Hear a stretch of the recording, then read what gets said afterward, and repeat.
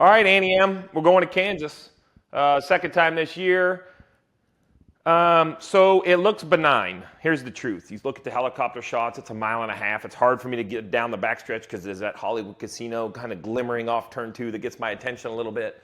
But it's a pretty basic appearing mile and a half that doesn't race basic. I wish I could say it some other way, but Professor, we have seen flat tires, big wrecks, mistakes, like for a track that, so Darlington looks weird. So you'd be like, hey man, some stuff goes on at Darlington, you believe it. Kansas looks pretty, I don't want to use the word basic, but it does. But it doesn't race basic.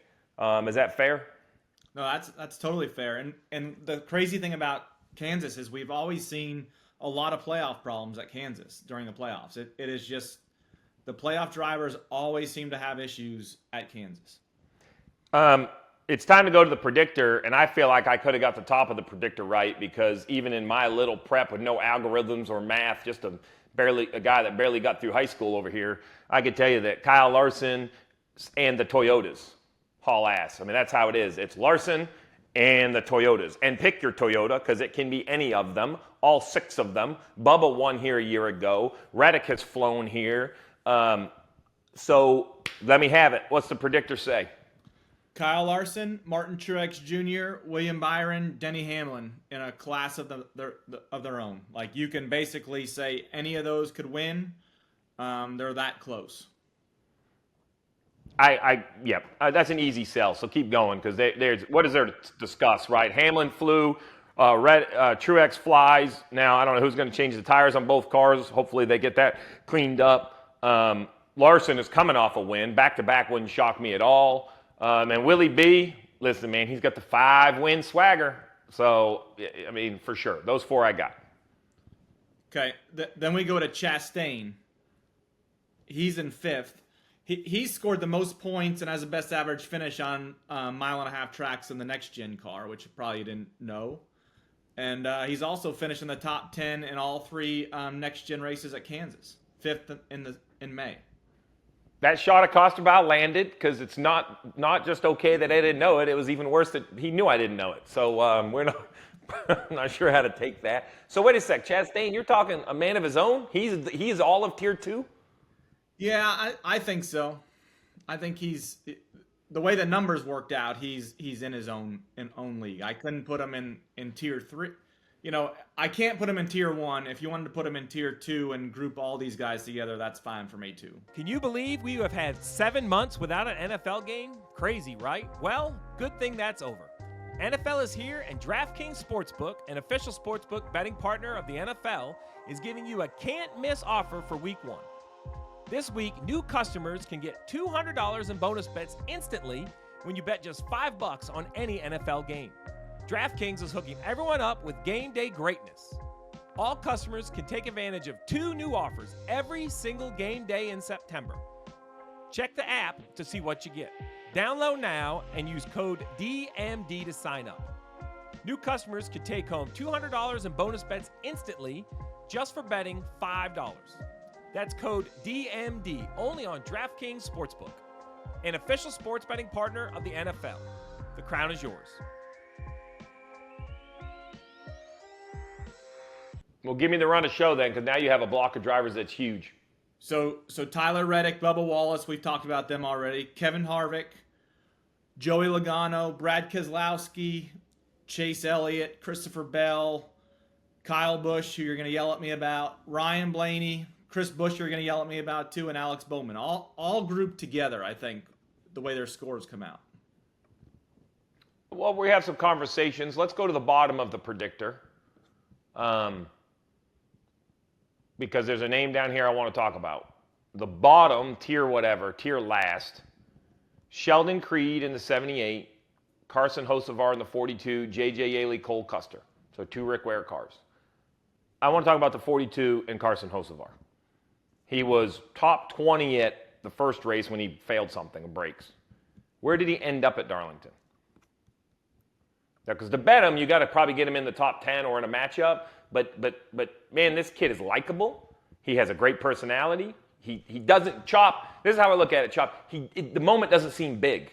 Like he's like, oh man, this is fun. This is great. Like He just went to the Southern 500, 500 damn miles at the toughest racetrack we run at, and kind of put it together. So I'd like to hear Hocevar. 17th with a speeding penalty at Darlington. He was second there in trucks last year at Kansas. Was trying to win. Was out there on older tires. So I bring it up. It's Thursday. We're talking Thursday morning. There's not a lot of matchups out. There's no real Hocevar matchups out. But if you're listening to this on a Sunday, find Hocevar in a matchup. I bet you're going to get some pluses. The books don't even know who the hell this kid is. And I'm going to give you names. If it's Hocevar verse, and you tell me if you start disagreeing with a name. For sure over Creed, Yaley, Custer, Gilliland, Ty Dillon, Harrison Burton, Priest, LaJoy, Haley, Cindric. Those 10, I would take Hocevar. Yes. There you go. We don't have matchups, but Chop, you always say the matchups are what, like an hour before the race? Yeah. Not a lot, yeah. Especially the fourth tier matchups, those will come out at the very last second. So if you're looking for, I don't know, couple pops in, you're watching a little pre-race, and you're like, I don't feel like I have enough action. I'm putting myself in this position. This is like when the 3 o'clock games are getting ready to kick off, and you're like, man, I only got 2 bets. I'm going to go throw a random bet to focus on this game. Normally what happens is I turn on whatever game is in the restaurant I'm at. I'm like, well, I need to be on that one because I'm going to watch it. That was big on Saturday night, too. Penn State, cash me on that final trash touchdown. We got way over our ski tips because Professor's a Penn State fan. So he sold the whiteout. He sold the juice. He sold it, so I got in a little. Then I got in some more. Then I got in some more. Next thing you know, Chop, we are Hoover pressed on the 18th hole, praying that Penn State just gets a trash touchdown. And they did, and we had the whole restaurant in Florence, South Carolina cheering. For all the bad beats that you've had, that's like the gambling god saying, here's a gift to you, Steve. That's like the tooth fairy of gambling, just sprinkling. You know the chef guy who sprinkles the salt? That was the tooth fairy of gambling, sprinkling a win. And by the look of Chopper's face, it came out of his account. Guess who's on the other side of that? Yeah. God, that makes it even better. I didn't know. Yeah, thanks. Awesome. All right, back to the predictor. So we talked about Hocevar at the bottom, middle tier. See if any of these you want to discuss, Chop. Let's talk about it. The big chunk in the middle, Suarez, Dinger, Austin Dillon, your man Stenhouse. Ty Gibbs I want to discuss in 21st on the predictor in a Toyota. Almirola, Jones, Briscoe, Cindric, McDowell also at 26. So I think we need to talk McDowell, the playoff driver, and Ty Gibbs in a Toyota. So Ty Gibbs finished 34th in both of his starts there, and his best mile and a half finish is 20th.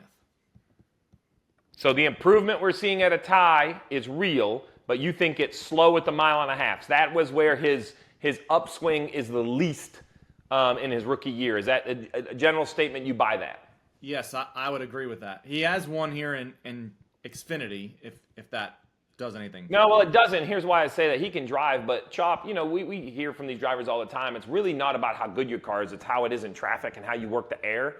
And I think that the mile and a halves are where a veteran Cup guy, they don't even know what they don't know, right? They're putting their cars in positions because it's like you and I. We think we're good putters. We just play the same green every time, so we know who goes left. We really have no idea what we're doing. Some of the Cup guys are the same way. They put their car in the right spot because they just know. And I think poor Ty has a ton of talent, but he doesn't know what he doesn't know.